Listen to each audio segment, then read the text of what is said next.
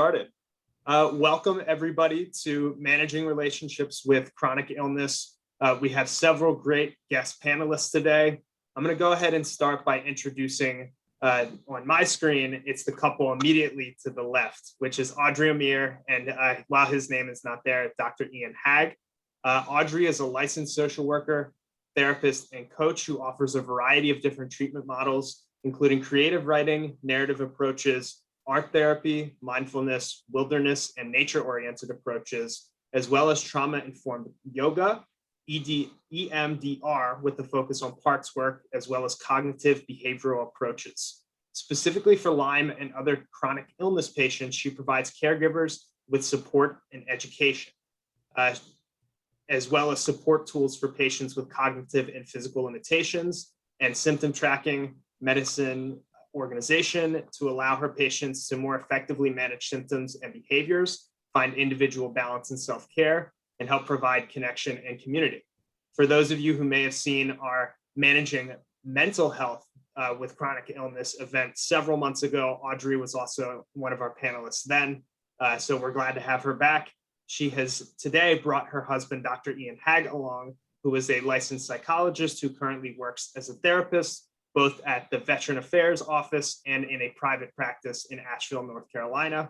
At the VA, he's worked centers on the emotional and physical traumas of war, while in his private practice, he works primarily focused on caregiver support for families and partners of those with chronic illness, including Lyme disease. So a lot of overlap with how Dr. Haag and Audrey provide for the Lyme community. Dr. Haag has prior experience working in the medical setting as a psychologist embedded in a primary care team, and also as a therapist and professor of psychiatry in a large medical center. His therapeutic approaches are based on attachment theory, psychodynamic theory, mindfulness-based approaches, and select principles of cognitive behavioral therapy. As a therapist, he seeks to establish a space of emotional safety in the work within which allows patients to develop a more coherent and cohesive understanding of their inner world, marked by compassion for all parts of self and a sense of freedom to make choices where there once was none. And as both of those therapists really seek to offer that safe space, especially for emotions, we also have in my bottom screen, Shawn and Alexis Hill, who are a newlywed couple who were the founders of the Generation Lyme Partners Meetup. They have a lot of experience with managing a happy and healthy relationship in the face of chronic illness. Alexis has been sick for years, while Shawn has been there supporting every step of the way. They are currently traveling the country on their honeymoon, visiting every national park in the United States, and are located today in South Dakota. So we're thankful, very thankful for them taking their time out of their honeymoon to join us and help to participate by helping those in the audience finding the same success that they had. So I'm going to go ahead and jump in first by leaning to Audrey and Ian in helping us define what a relationship is and also how to identify friction within that. I know we've discussed previously that there's several different types of relationships, and they're very complicated as every couple is different. So, you know, it's tough to kind of really dig deep, and we'll provide some better strategies later.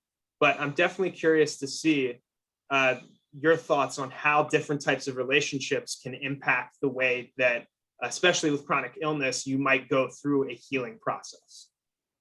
Yeah, do you want to speak? You want me to go? I mean, I can say one thing. We sort of were talking about how to approach this, and even thinking about how do we discuss relationships specifically around chronic illness or Lyme, and is it really that different from how we would just approach relationships in general? And I think one of the things we had kind of talked about is that it's really all the same issues, and then the added stuff that comes along with chronic illness. So, you know, anything that's going to come up in a normal relationship is going to come up in a relationship that one of the partners or both have, you know, chronic illness.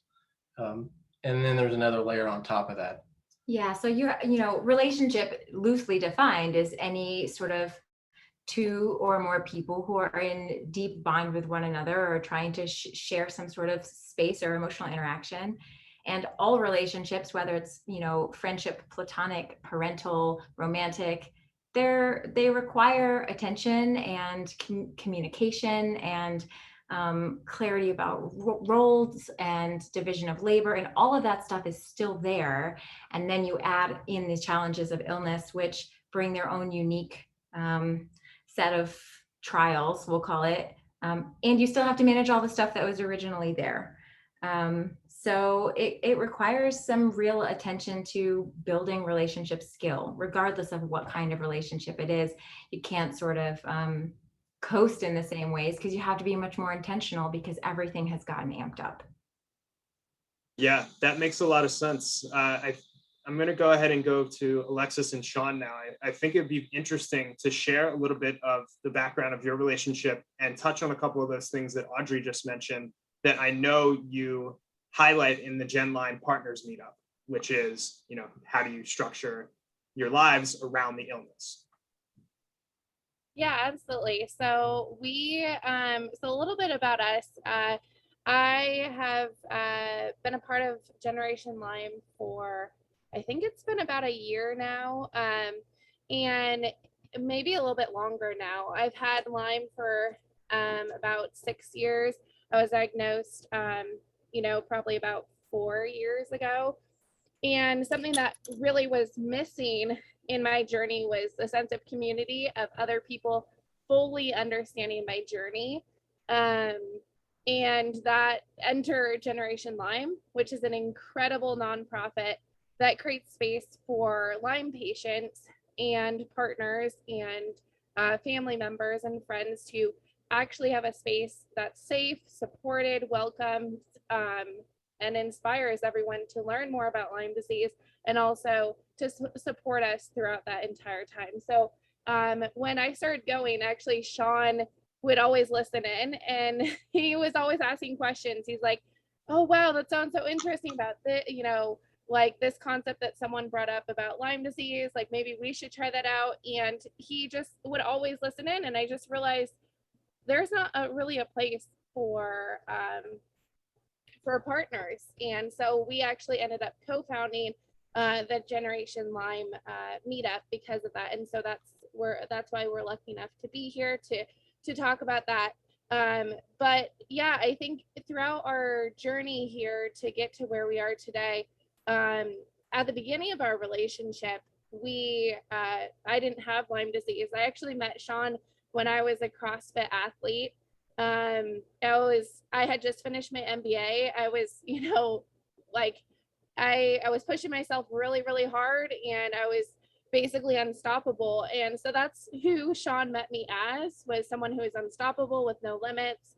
And then unfortunately, when I got Lyme disease, my symptoms hit me very heavy, as most people do experience that. And so what happened was I started getting blood sugar issues. I had extreme fatigue. I couldn't even walk around a block. I was in and out of the ER because I didn't know what was wrong.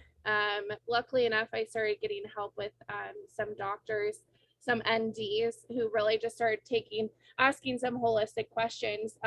But it very quickly made it such that we had to start having some of those conversations that you would have as Audrey was talking about. You're going to have them no matter what in relationships, but you can't push them to the side when you have a chronic illness, right? Like, I can't get up and make dinner every single night. It's not an option anymore. So you start having those really honest dialogues. And I think the biggest thing is, like, because you only have so much energy, it's something that you can't put off. And so I think that's what makes it so much harder. And that's why we created our meetup, is because you can't push these conversations to the side. They're really important conversations.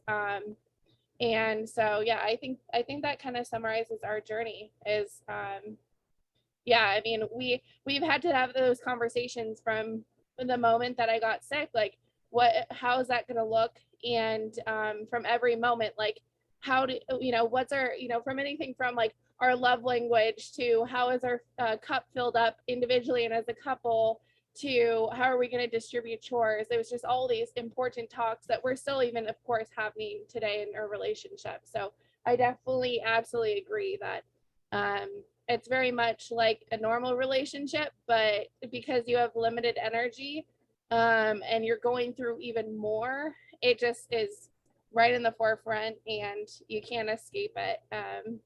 Yeah.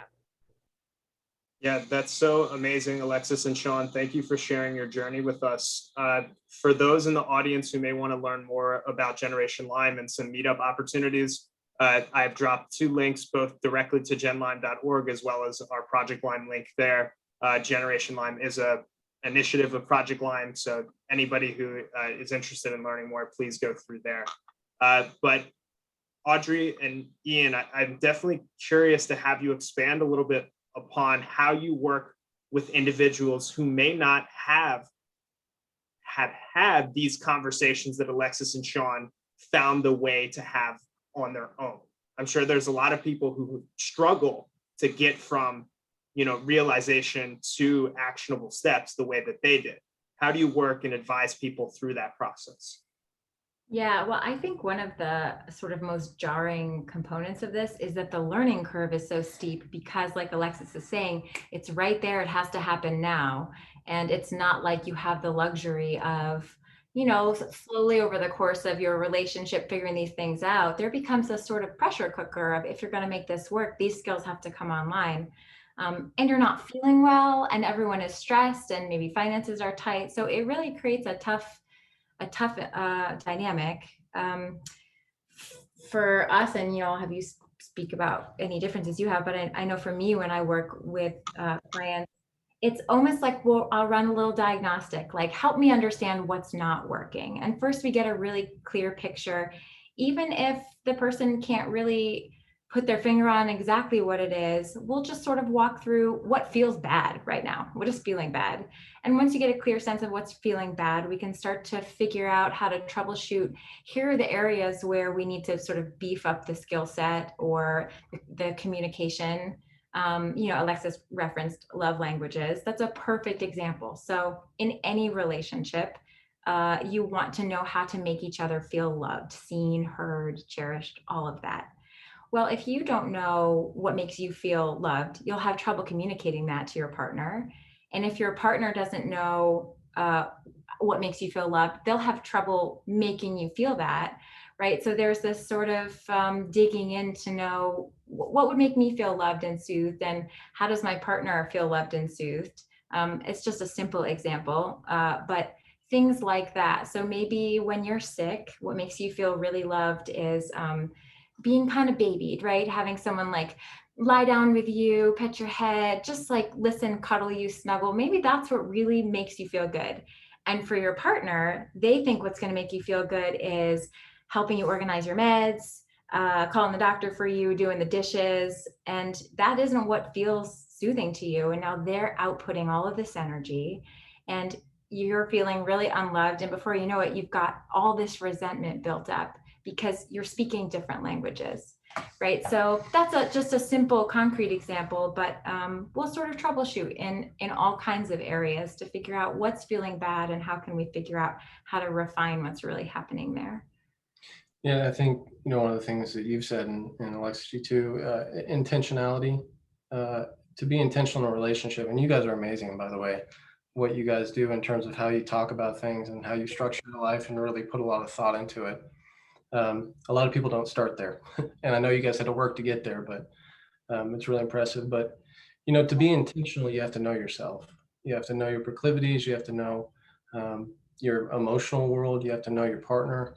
And so a big part, when somebody comes up in the office is how well do they know themselves, and how well can they communicate. And a lot of that's based on, attachment history, how they grew up, how they learned to deal with emotions. Do they feel safe expressing their feelings? Are they capable? Do they know their feelings? It can start at a lot of different places. So, an important part too is the early history before the partner even came into the picture, because you need to know, what is this person even capable of in a relationship?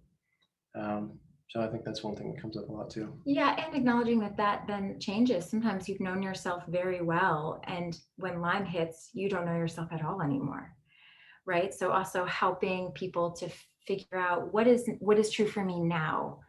because sometimes that's not the same. And, Alexis, you so bravely shared, like, you were this CrossFit unstoppable athlete, and then everything changed. And so there's like a relearning process of like, what now? And there's grief there. So, working with all of those things as they come up. Yeah, what's interesting to me, Audrey, is something that you mentioned in the last event, was building out your circles.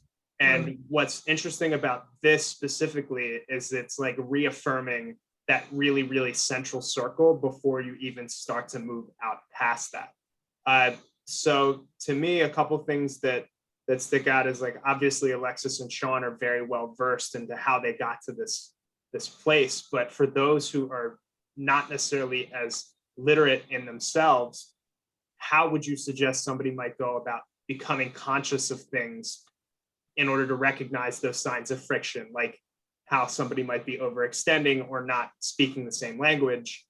How would you suggest somebody take that to the next level? Well, I would always suggest people seeking out mentors, elders, community professionals, all under that umbrella. A meetup with peers who can maybe help reflect things back to you or normalize your experience. Maybe you didn't even realize something was a problem until someone else shares it, and then it jogs for you like, oh, you know what? That feels pretty bad for me too. I didn't realize. Therapy, obviously, having mental health professionals who can help you with that process. You're not having to muck around in that by yourself. When I say mentors, elders, I also mean those who've walked before you. Maybe there's someone else who's on their Lyme journey and is feeling a little bit better, or had a relationship that got really strained and now has gotten healthier and stronger, and they can help advise. Finding people within the community, whether it's peers or professionals, to help start the process. It's asking for help, really. I think a big part of that is normalization, as you said. In shame, either somebody who's developed a chronic illness and Lyme, and you feel ashamed of the things you've lost, or as a partner, you feel like you're not doing a good job or you're inadequate. Shame can be so destructive to communicating, to being present, to being a good partner.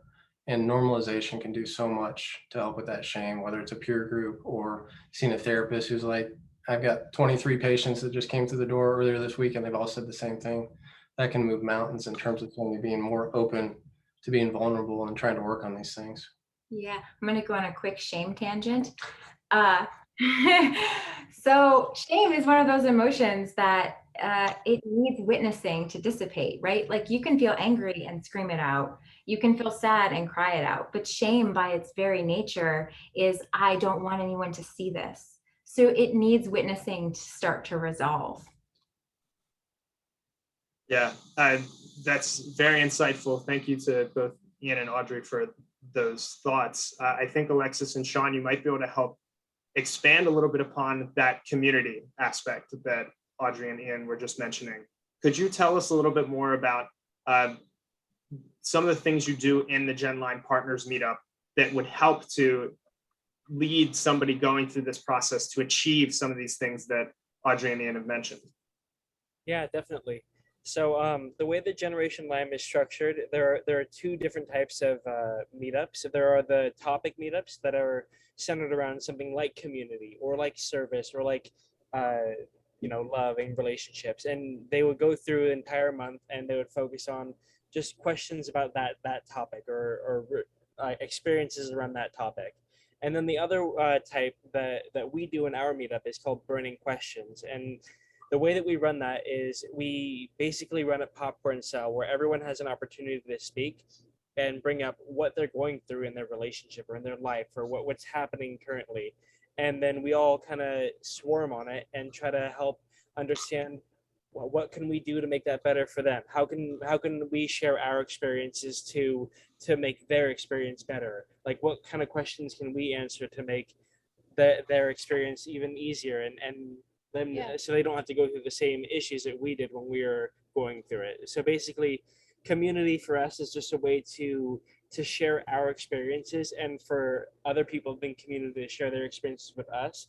So we all don't have to go through the same struggles, we can share and make their struggles easier. Yeah, exactly. And I just want to bring up like we have had so many great examples, but one definitely comes to my mind in our meetup, which happens every month, second Monday.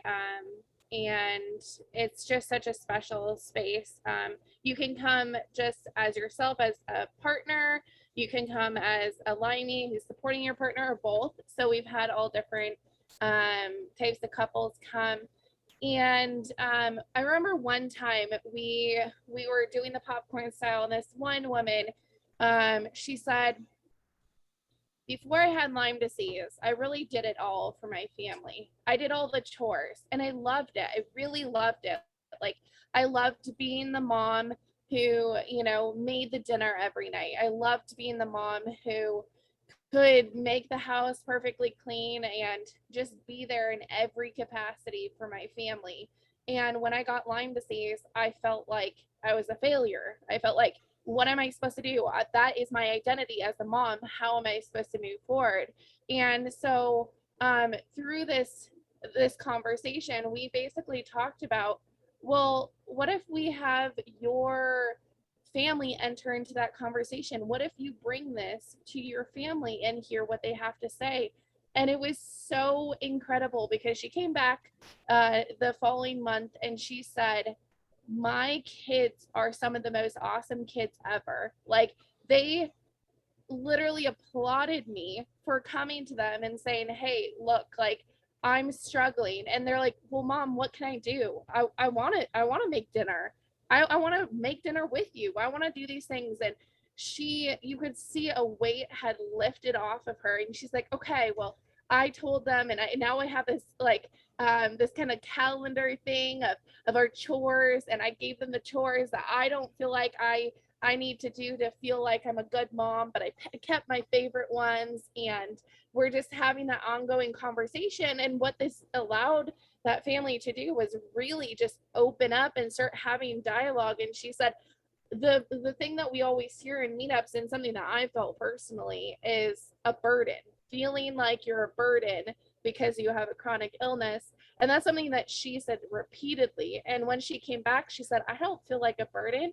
They actually were like, Mom, why didn't you say this sooner? Like, why didn't you come to us and say this? Because I would have done this. I would have wanted to do this, And she's like, I wanted to be that mom. I wanted to be the superhero mom. And they're like, well, you still are. Like, you're 100, you're even more than I thought you were.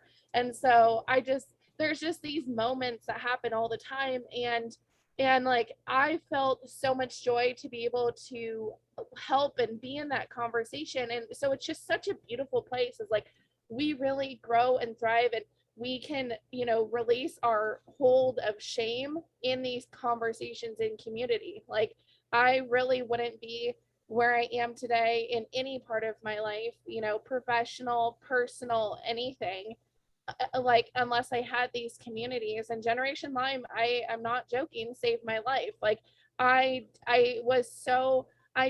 just feel like I was so anxious. I was so depressed. I felt like I was almost like an alien on this planet. Like, how am I, like, I'm not good enough, all those things that everyone feels. I felt like that until I had my community.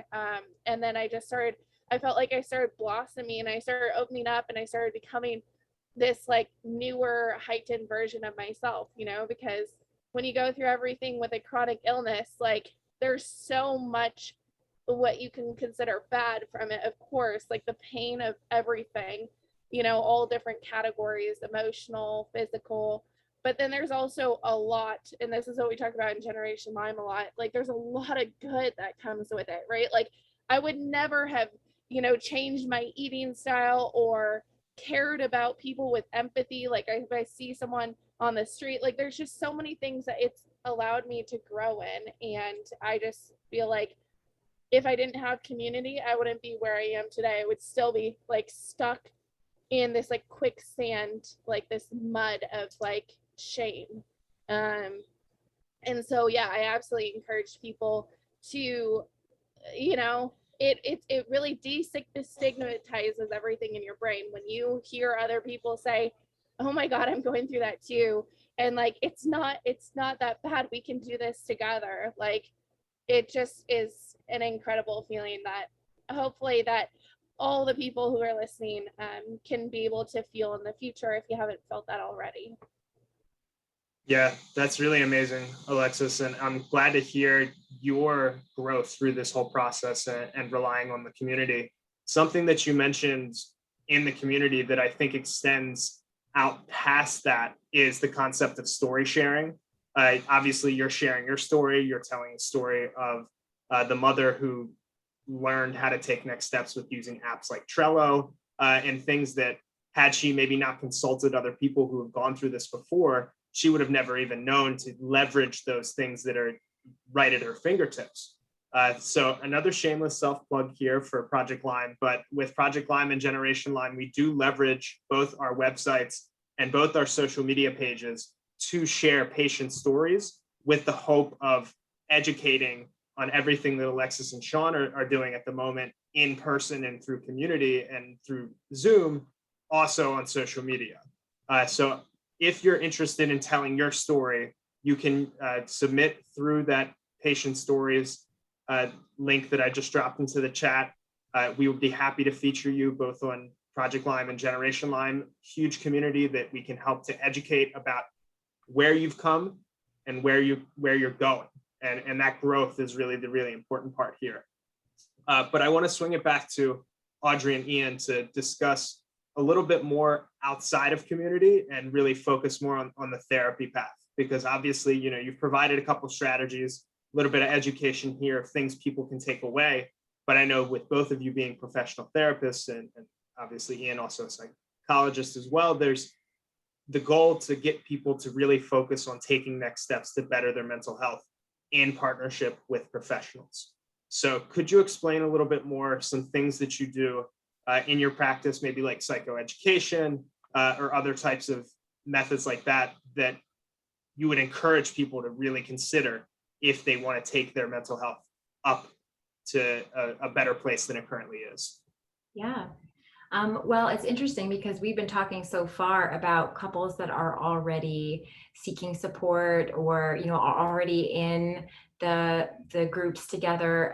But so often I get couples where, or individuals where one of them has Lyme and the other person isn't even really caught up to speed yet on what is happening to their partner and what's happening and will continue to happen to their relationship. So the sort of foundational place is checking in on, do you really understand what's going on?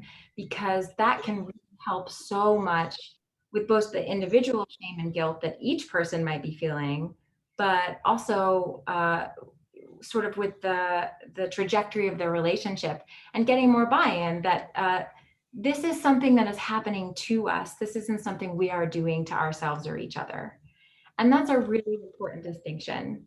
And I think people are cautious about feeling like a victim. I don't want to feel like a victim, but something happening to you does not mean you have to take a victim stance. It just helps you acknowledge that this is not of your own doing, right? So that can actually be a really empowering place to start. Then psychoeducation, if it's necessary, what is happening in your brain? What is happening to your body? How might that be impacting how you're showing up in a relationship? And we haven't even gone down this road yet in this particular conversation, but it affects people's ability to connect at times. We've talked about derealization and depersonalization in other webinars. It can affect physical intimacy. Just your body is changing. Your endocrine function is changing, which can change drive. So just addressing first all of those things so both members of a relationship really understand what is happening. And then we sort of look at the problem solving, troubleshooting aspects of like, where is it not working? So some common themes that we see a lot and discuss in therapy, guilt and shame, overextending, and this can happen on both sides, right? So the caregiver can feel really overextended, but also like in the case of the woman at the meetup, she was really overextending herself, even though she wanted to, based on what her body could handle. And that was having negative ramifications. So overextending is a big part of it. Communication, So not everyone feels comfortable sharing that they're struggling, even with their partner. So learning how to talk about what you need and how you're feeling. And then getting into some of the sort of psychotherapeutic specifics of what helps.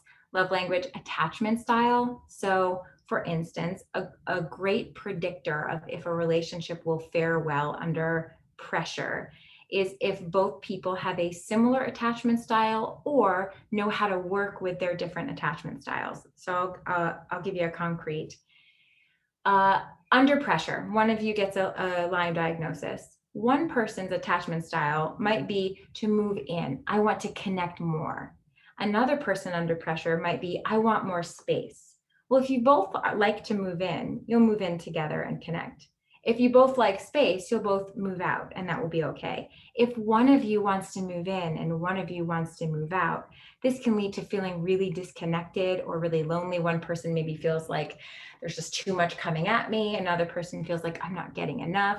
That's a great example of working with and understanding that attachment style can help you figure out how can you move in and move away when you need to in a more effective way. Right. So beginning to look at things like that again would be there in any relationship, but get totally amplified when you have this kind of pressure cooker around it. How about you? Yeah, I mean, I think everything you said. I mean, I think she's talking why communication is such a central and important component of this, because nothing's going to happen without two people being able to come to the table in an open and vulnerable way and to say the hard things, say the things that make them feel ashamed, to say things that they think might hurt their partner, but that are honest. And there's so many potential barriers to that, just in terms of what each person brings to the table. So, you know, I think therapy is a wonderful starting place for some people, because coming to a group first may feel overwhelming.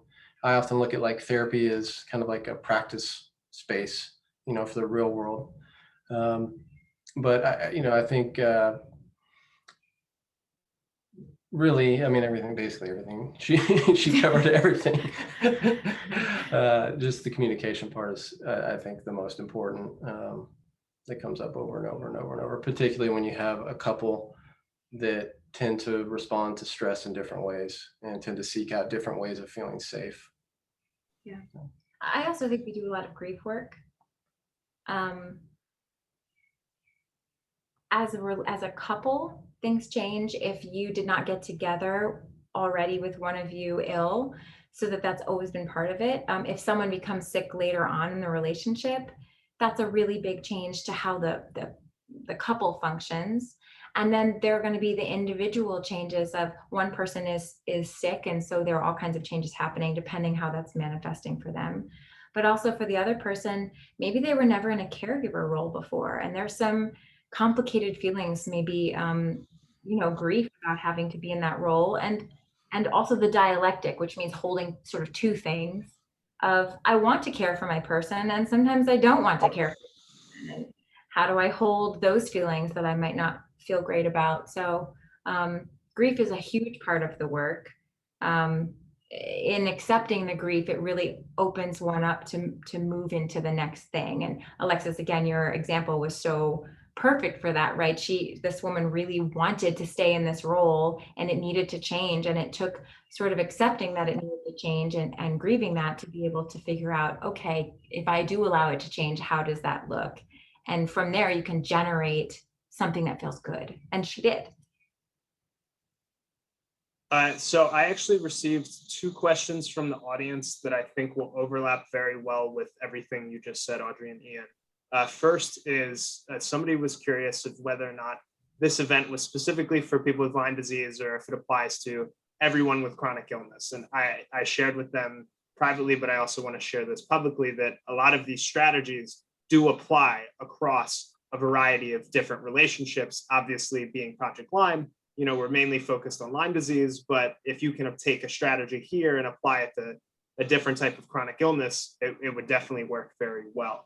And then in addition to this, the feelings of, I guess, not connectedness, somebody was curious in taking the next steps with that to protecting oneself when there may be, for example, if a partner is turns abusive, either verbal or physical, because of a result of a chronic illness that may completely change the dynamic of the relationship, how would one go about taking next steps of maintaining your safety in that situation? Yeah, I just want to make sure I understand the question. So you're saying if someone is part of a couple, if one member of the couple is becoming abusive, what should they do? Yeah. Verbal or physical. And they were linking that to the actual illness, like impacting their Yep. emotion. Isolation of chronic illness plus additional isolation associated with abuse. And this was not a personal example. I think it was hypothetical, but still very, very helpful.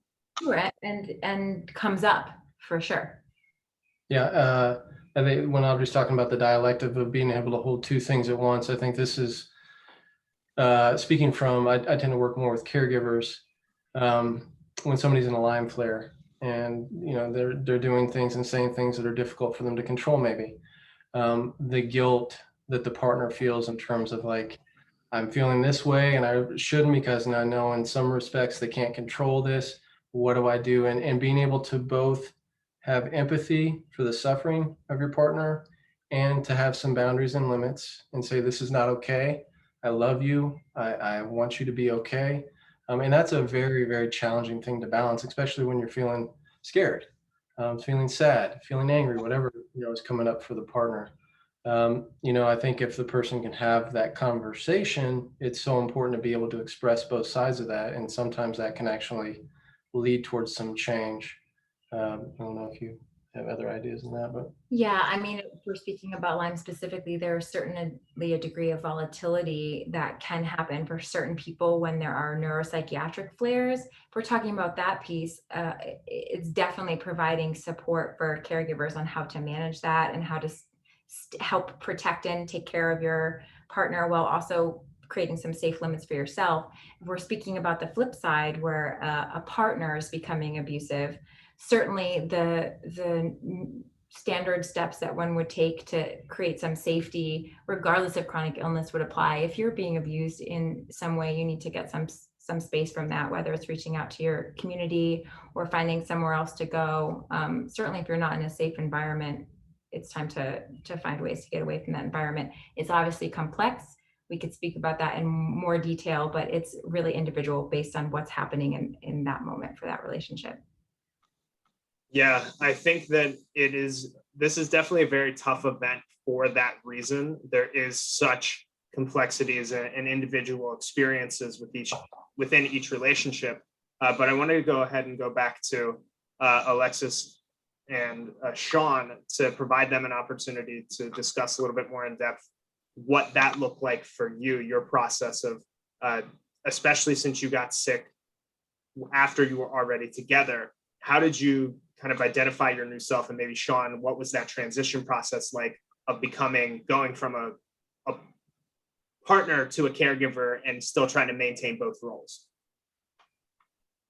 Yeah, I think that's a really interesting question. I think that to outline the journey, at first it was honestly really scary because when Alexis first got sick, I had no idea what was happening because she was this person who literally was like peak physical fitness, like no issues at all, like we adventured all the time, and then all of a sudden she was having these issues that I didn't understand with blood sugar, with fatigue, with headaches, with all these things that like they were coming up, and it was honestly really scary because that lasted for about 2.5 years before we got a diagnosis. And so it was really hard because I attended all of the doctor's appointments with her because I wanted to be there in support of her. But hearing things that were tossed around the doctor, I mean, eventually even cancer got tossed into it. Yep. to see if she had that. And It's just it was really scary, that part of the journey, to figure out what was going on. When we finally got the diagnosis of Lyme disease, it was kind of bittersweet because, yay, we knew what was going on and we knew that there was something that we could do about it. But we also knew that Lyme disease is not curable. It's there. It's a permanent part of our lives now. And so from there, it kind of went on to being, how do we manage our lives together with this new reality? And so during that time, I started to learn how to cook to support her. I started to learn how to make sure that it was clean to both of our standards. Um, I started to take more of a caring role in our puppy that we got together. And basically I tried to take on as many things as I possibly could. And even that was tough because I wanted to take on so much, but I kind of went from, I don't want to say zero, but like I kind of went from 0 to 100 in terms of what I took on. And I agree with Audrey. I definitely felt like I overextended a lot at the beginning, trying to figure out how I can care for Alexis. Um, Eventually, we started having conversations about how we can balance that, what she can actually do to feel good about herself, but also preserve her energy, and then what I can do.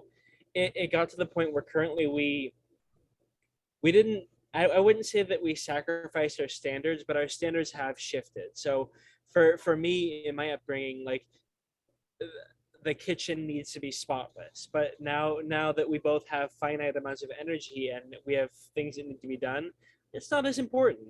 You know, what is important is making sure that we have a good meal to eat, or making sure that our dog goes on a walk, or making sure that her supplements and pills are set out and prepared for the next day. Like we had to come to terms and understand what is the most important things, and what can be left behind. Yeah. And that was definitely like the hard part of like coming to our new reality for that. Yeah, I think that what Shawn just talked about, like our non-negotiables, was like the biggest conversation. A huge part of who I am is I am a huge believer in communication being such a necessity for everything. So when we were going through everything from the very beginning to where we are today, just keeping that open line of communication. I know that I was going through a lot, but from the very beginning, I always wanted to create a safe place for Shawn to be able to come and like vent, and I don't know any other ways to put it, about what he is also experiencing, um, because I think that like if you only focus on, which I know this might be controversial because a lot of times, we like the person who's going through a chronic illness with Lyme disease, you don't have infinite energy. Like you have very limited energy and you need to focus on healing. But from my perspective, I heal best when I'm also in a healthy, loving, committed relationship. That's my experience. And I can't be in one if I'm not also caring about Shawn's side and what he needs. And so something from the very beginning, both of us were in therapy from pretty much right away, because the baggage, or whatever you want to call it, that we bring in from our childhood and from what we're currently going through is going to affect our relationship. So that's been huge for us to be able to learn our skill sets and different things. But I think that that's been a huge thing, is always have that communication open, but mainly about the non-negotiable needs that Shawn was discussing, because we basically started having frank conversations about, hey, okay, we need to have these certain foods, I need to have my pills, and then these other chores aren't as big of a deal. But that's different for every single couple. And then this is also about non-negotiables, not only about chores, but also like what our lives look like, right? So like how do we spend our time? Like, do we vacation? Do we not? Like, and to have those topic conversations, I think are so key, and to have them continuously, right? Like to have a conversation about what does our life look like now in regards to vacation? Like, what do I want? What does he want? Like, how does that work together? And not just like, what do I want and let's just stay on that, or what does he want and he's just going to be stubborn. Like, to actually have empathy and compassion is so huge, because we both have, they are different needs now, and we have different perspectives coming in.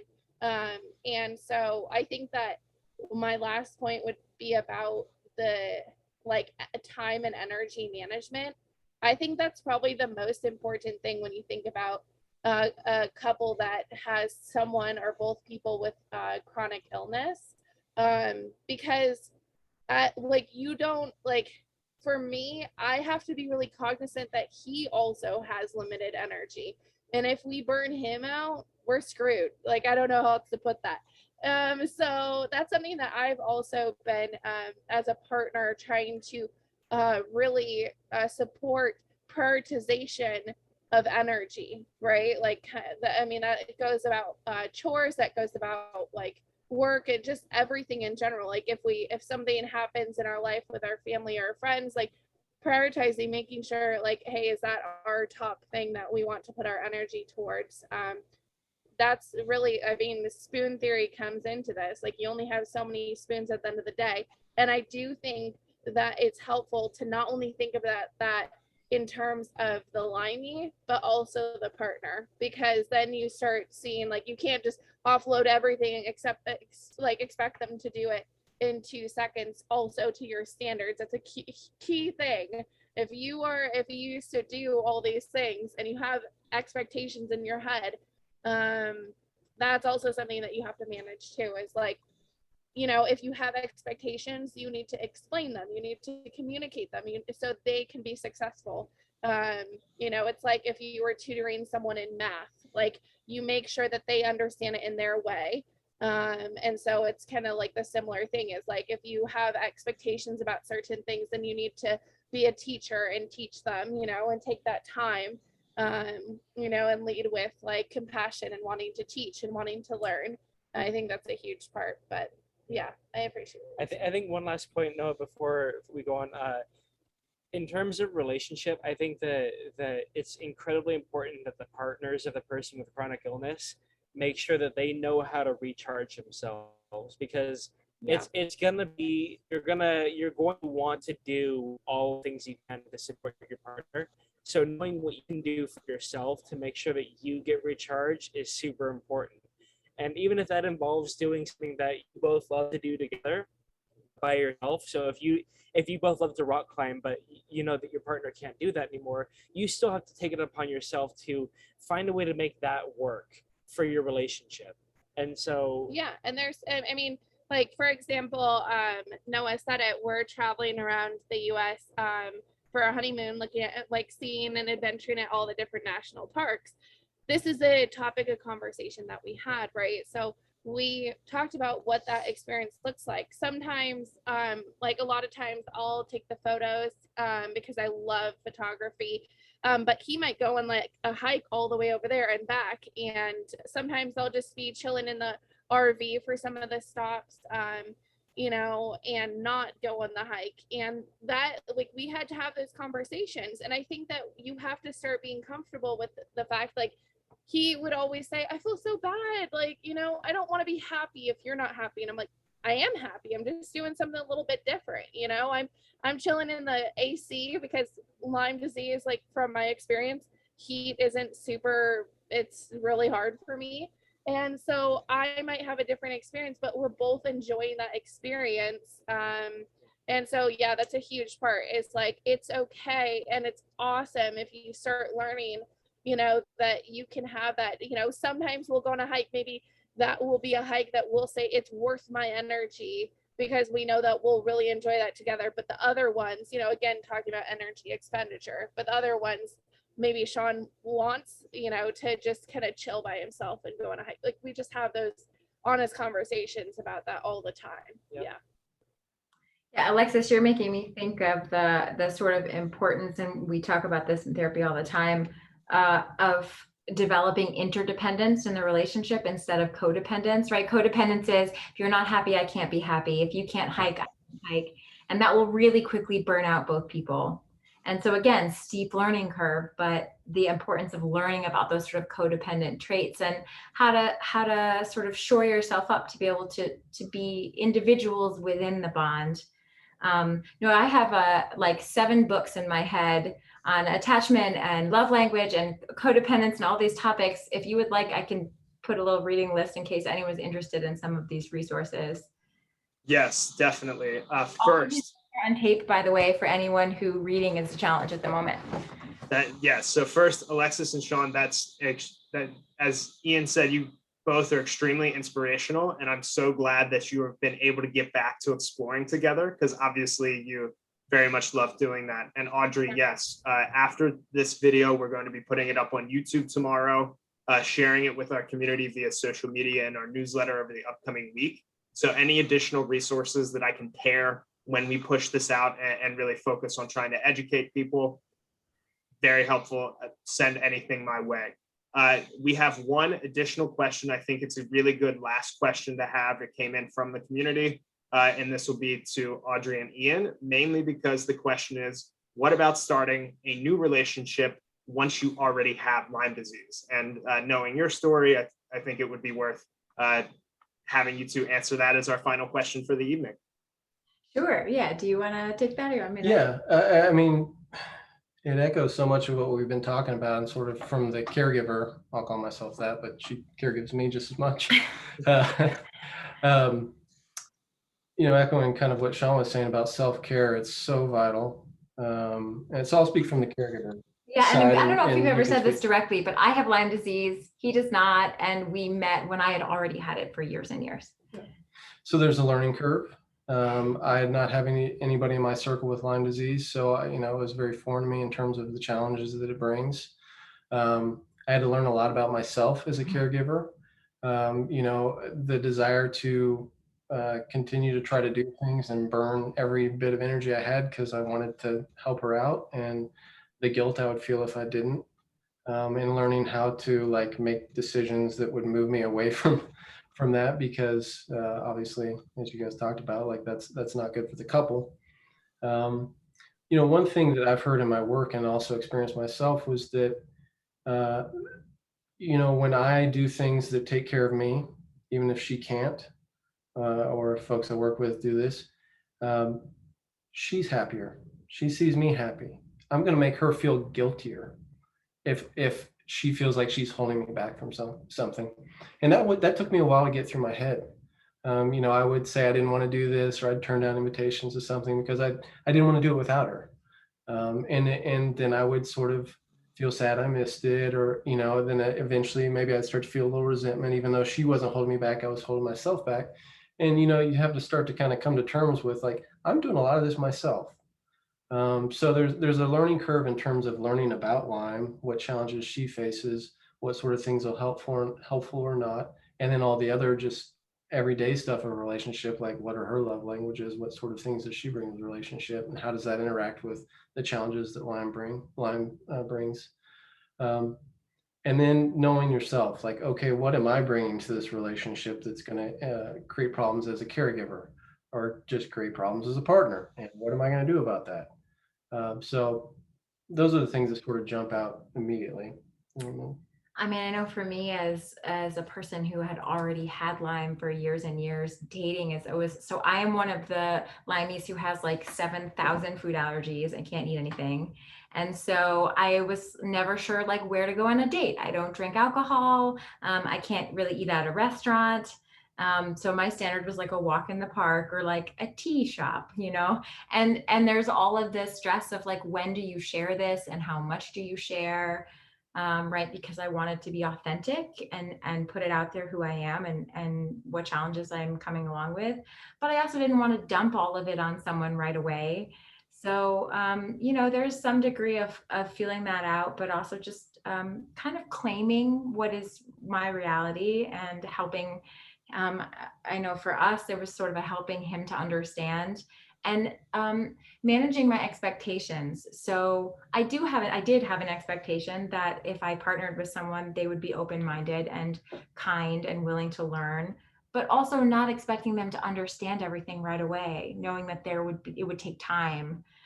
So it can be really vulnerable if you already have Lyme and you're thinking about dating or starting a new relationship, because there is some degree of having to teach someone about your reality and knowing that it's not for everyone. But just because it's not for everyone doesn't mean it's not for someone, right? Yeah, and that's about that person. That's not about you. If somebody can't handle what comes along with being a partner with somebody with Lyme, then that's their issue. That's not the person who's struggling with Lyme. Yeah. Yeah, but I mean, it's brave, but it's so doable. And we have found over the years working with people how many really wonderful people are like willing to take those challenges on and want to learn and want to care for other people, and it can totally be done. I just want to jump in super quick because I'm so passionate about this topic because I've had so many Limey friends reach out to me and they're scared. They're super scared about starting a relationship. And I think that's something that I just want to remind everyone is that every single person has needs. You know, every single person has their own things that they need, you know, at any given point in time. And it might be something as simple as, you know, my stomach doesn't really do well with dairy, you know, to you know, my knees hurt sometimes, you know, when I go on a hike. I mean, it doesn't have to be all the way to a chronic illness, but everyone has needs. Everyone has yeah, everyone like that's just how a relationship works. And so I think that that's something that I want to really destigmatize is that like no matter what, we all deserve to be loved and cared for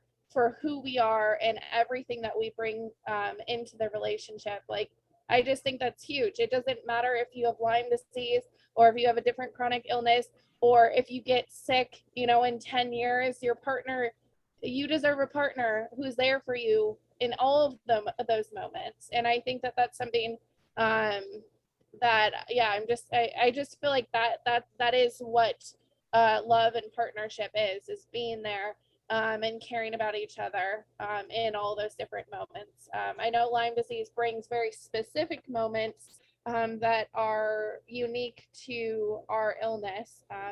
But I just want you to know that like that is something that is a very that like at least from my perspective a baseline request that you know a partner actually loves you and cares for the whole you and not just pieces and parts that feel fun or oh that you know like that's a fun experience. I just want to hang out with them in this capacity. Like that's not a healthy relationship. So anyways, I just want to say we all deserve people who love our full authentic self. And if we go through anything because we're human and that's what happens with our bodies is we're bound to run into things, we still deserve that full love. Yeah. And love is a choice too. Like you have to choose to love and choose to care. So if your partner doesn't choose to love and care for you when you have your needs, then they need to step it up or you need to step out. Yeah. I think that is a perfect way to end this program. Both, thank you so much to Audrey and Ian. Thank you so much to Alexis and Shawn. Thank you so much to everybody who stayed with us today through this, all this education and inspiration and uplifting. And I'm really hoping that everybody took away as much as I did. I mean, I know I personally don't deal with a chronic illness, but the continual discussion of how, you know, a lot of these strategies apply outside of, and you can apply them to any relationship. You know, it's just being healthy and being open to communication. So again, thank you so much to Audrey and Ian. Thank you so much to Alexis and Shawn. Thank you so much to our participants. Keep an eye out. I will be sending all of this around tomorrow once we get it up on our YouTube page. Everybody have a great rest of your evening. Bye-bye. Bye-bye.